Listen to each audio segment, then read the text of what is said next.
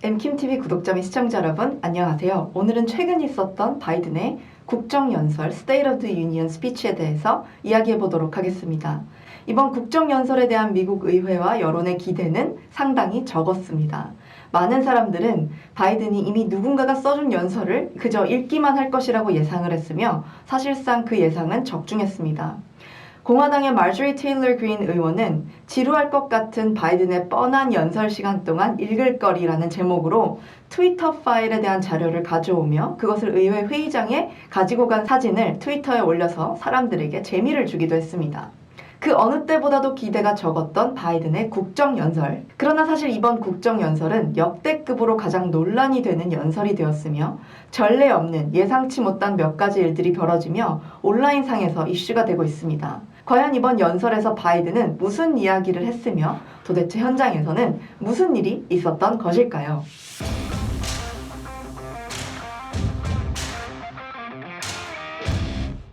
우선 바이든 스피치의 가장 첫 부분을 들어보면 이 연설이 어느 방향을 향하고 있는지 우리는 단번에 알 수 있습니다. 들어보시죠. Today, COVID no longer controls our lives.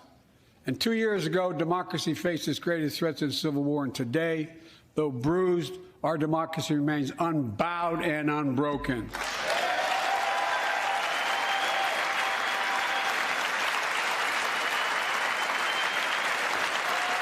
코로나는 더 이상 우리 삶을 지배하지 않는다.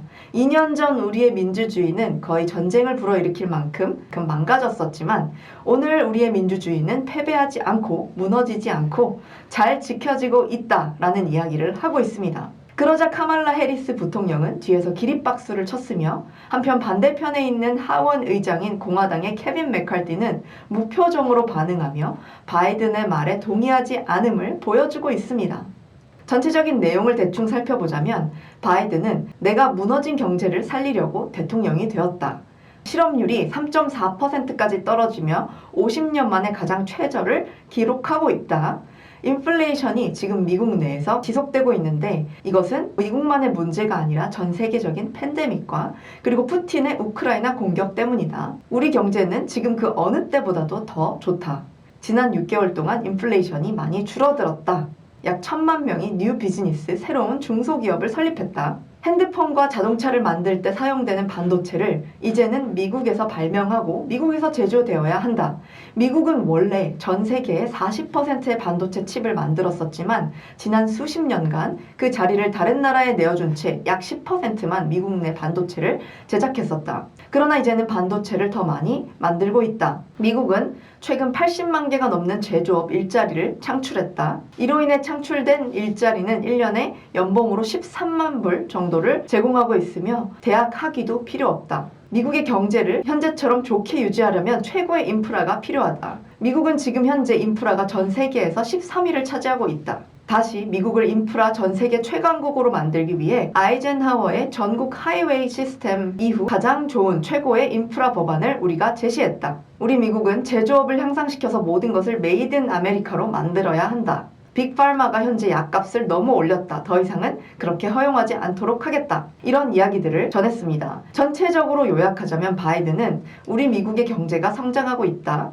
국경 보안이 유지되고 있다. 우크라이나가 전쟁을 이기고 있다. 우리가 계속해서 우크라이나를 지원해주면 될 것 같다. 4번째, 기후변화는 우리 모두를 죽일 것이다. 5번째, 공화당은 분열의 당이다. 6번째, 남자는 여자가 될 수 있고 여자는 남자가 될 수 있으며 낙태는 하나님이 주신 선물이며 그 법이 보호되어야 한다. 라고 이야기를 한 것입니다. 전반적으로 여론의 평가는 이번 국정연설이 국정연설이 아니라 유세연설 같았다. 라는 평이 더 많이 나오고 있습니다. 그럼 이제부터는 바이든의 국정연설을 각 분야별로 쪼개서 과연 각 분야마다 바이든이 얼마나 진실된 얘기들을 했는지 팩트 체킹을 해보도록 하겠습니다. 첫 번째는 경제 부문입니다. 바이든은 총 1,200만 개의 일자리가 지난해 창출되었고 이것은 어느 역대 대통령이 2년 만에 이룬 것보다도 더 높은 최고치다라고 자랑했습니다. 그러나 심지어 좌편향된 팩트체크 기관인 폴리리팩트마저도 바이든의 말이 거짓이라고 밝히면서 이것이 논란이 되고 있습니다.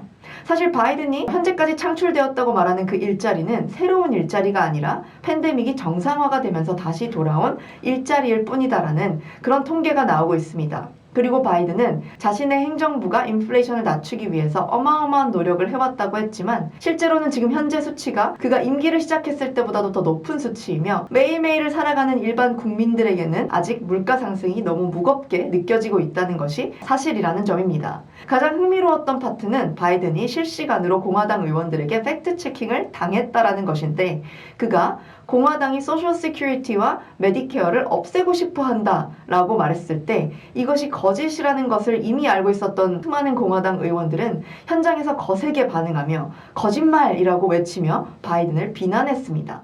Some Republicans want Medicare and Social Security to sunset. I'm not saying it's a majority. Let me give you anybody who doubts it, contact my office. I'll give you a copy. I'll give you a copy of the proposal. That means 다음 부분은 에너지입니다. 에너지에 대해서 바이든은 크게 많은 것을 언급하지 않았습니다. 바이든은 미국이 자체적으로 에너지를 개발하는 것을 멈추고 축소시킨 것과 또 그로 인해 초래된 여러 가지 결과에 대해서는 따로 언급하지 않았으며 대신 석유 회사들이 협조하지 않고 그들의 이득을 위해서 가격을 올렸기 때문에 미국의 유가가 올랐다라고 주장했습니다. 이에 대해서 역시 공화당 의원들은 아주 크게 비웃었습니다.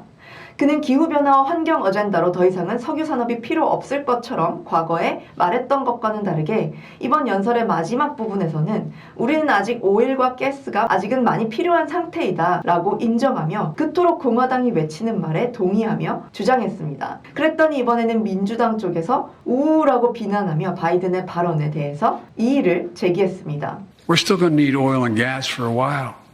But guess what? No, we do.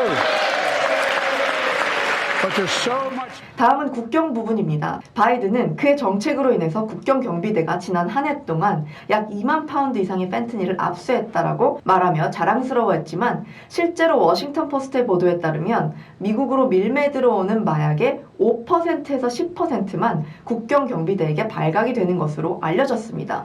그리고 바이든은 그의 캐치 앤 릴리스 정책이 멕시코의 마약 카르텔들을 얼마나 더 들끓게 하고 활성화시키는지에 대해서는 전혀 언급하지 않은 채 펜트닐과 국경 보안을 지키기 위해서 자신의 플랜을 지지해달라고 오히려 말을 했고 역시나 의회를 웃음바다로 만들었습니다. 다음은 외교 부분입니다. 우크라이나의 민주주의를 지키는 것에 대해 바이든은 계속해서 같은 말을 반복했습니다.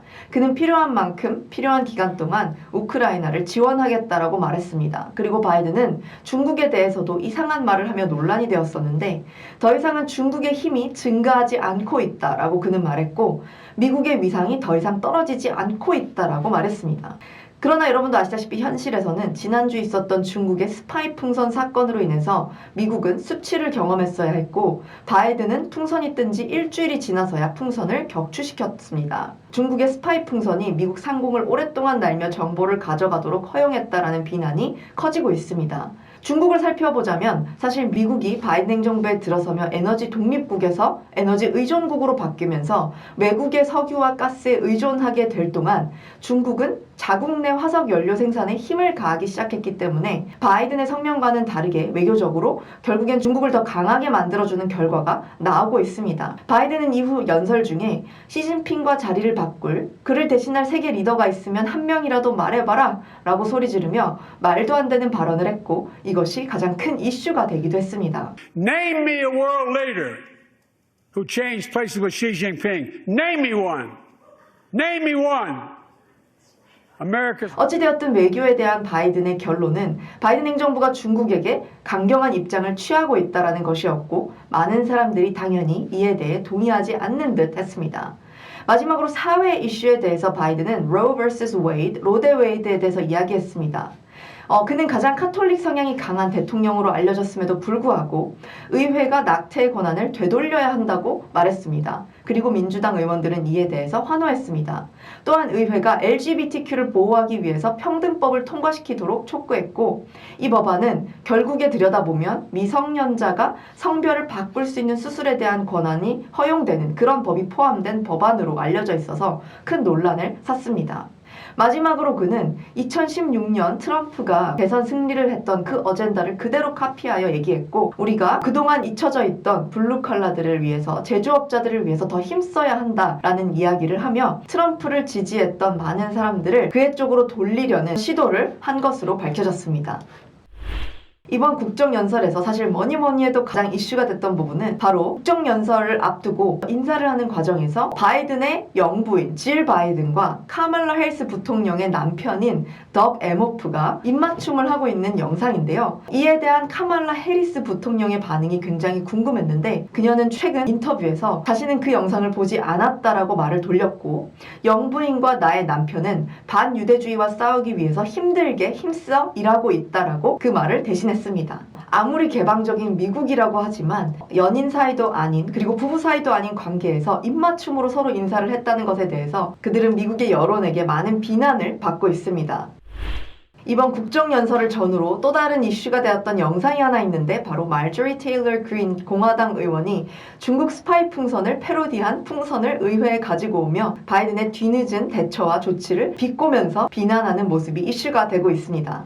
또한 말조리 테일러 그린 의원은 국정연설 이후에 일론 머스크가 밝힌 트위터 파일과 관련하여 전 트위터 임원들이 참석한 청문회에 직접 참석하여 발언하여 이슈가 되고 있습니다. 해당 청문회에는 트위터 파일을 통해 밝혀진 바 당시 검열 최고 디렉터라고 알려졌던 요엘 로스 등이 참석했고, 시스팬 미디어에서 청문회를 내보내던 중에 갑자기 실시간으로 화면이 꺼지더니 바이든의 국정연설 재방송으로 바뀌는 현상도 있어서 이슈가 되고 있습니다. 심지어 이 전까지 나갔던 그 방송조차 다시 재생이 되지 않는 등 시스팬에서는 트위터 파일에 대한 청문회를 제대로 방송하지 않고 무언가를 가리려는 듯한 모습을 보여서 여러 가지로 논란이 되고 있습니다. 말조리 테일러 그린 의원이 참석했던 이번 트위터 파일 청문회에 대한 여러 가지 소식들은 다음 영상에서 소개를 해드리도록 하겠습니다. 오늘의 영상에 대한 여러분들의 생각은 어떠신가요? 언제든지 댓글을 통해서 여러분들의 생각을 남겨주시면 감사하겠습니다. 오늘 영상이 좋으셨고 앞으로 영상도 기대되신다면 구독과 좋아요, 그리고 알람 설정까지 부탁드리겠습니다. 안녕히 계세요.